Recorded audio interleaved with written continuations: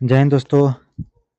जैसा कि आप सबको पता है कि होमगार्ड भर्ती इस समय फॉर्म चल रहे हैं, तो उसी के रिगार्डिंग हम लोग कुछ बच्चों की डिमांड पे होमगार्ड की प्रैक्टिस चला रहे हैं, तो ध्यान से देखिएगा।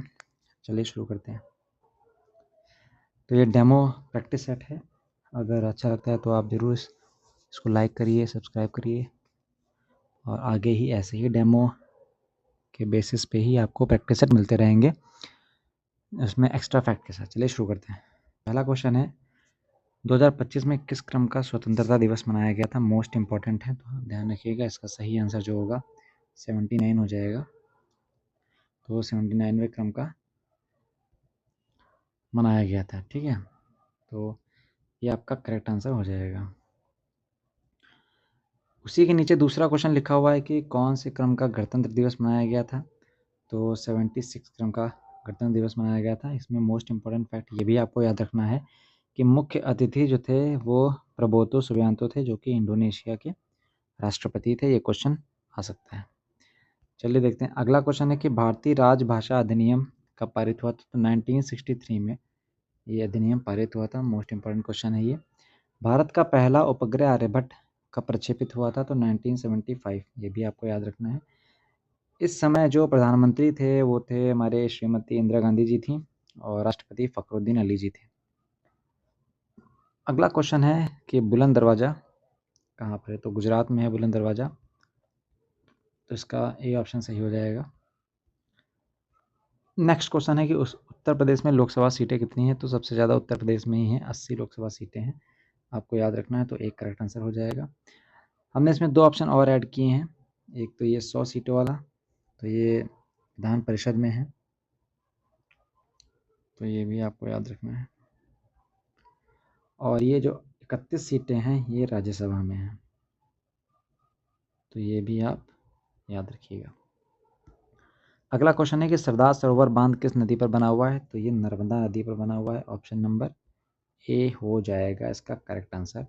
ये दो एक्स्ट्रा फैक्ट लिख दिए गए हैं जो काफ़ी वनडे एग्जाम्स में पूछे जा चुके हैं कि भाखड़ा नांगल बांध सतलुज नदी पर बना है, और दुनिया का सबसे लंबा मिट्टी का बांध महानदी पर हीराकुंड बांध बना हुआ है। ये भी आपको याद रखना है। नारियल का खाने योग्य भाग कौन सा होता है? तो ऑप्शन नंबर सी इसका करेक्ट आंसर हो जाएगा। तो ये भी आपको याद रखना है, ऑप्शन नंबर सी भ्रूणपोष। नारियल एक बीजपत्री है, मोस्ट इंपॉर्टेंट है, कई बार आ चुका है। अगला क्वेश्चन है कि विधवा पुनर्विवाह अधिनियम जो है 1856 में कौन लाया था? तो Ishwar Chandra Vidyasagar. Option number A correct answer हो जाएगा।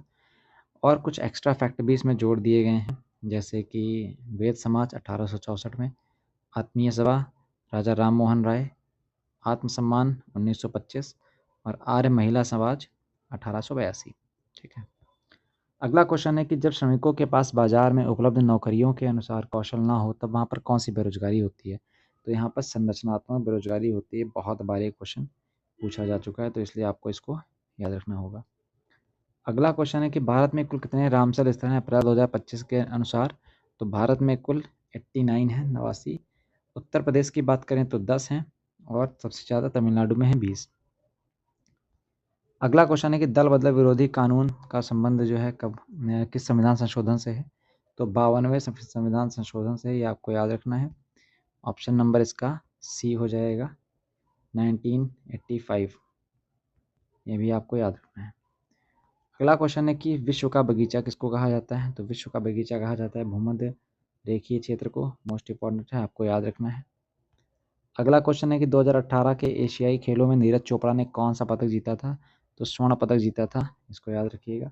एक्स्ट्रा फैक्ट के तौर पे इनके कुछ पुरस्कार लिख दिए गए हैं, जैसे 2021 में मेजर ध्यानचंद अवार्ड मिला था, पद्मश्री 2022 में मिला है, 2018 में अर्जुन पुरस्कार इनको दिया गया था।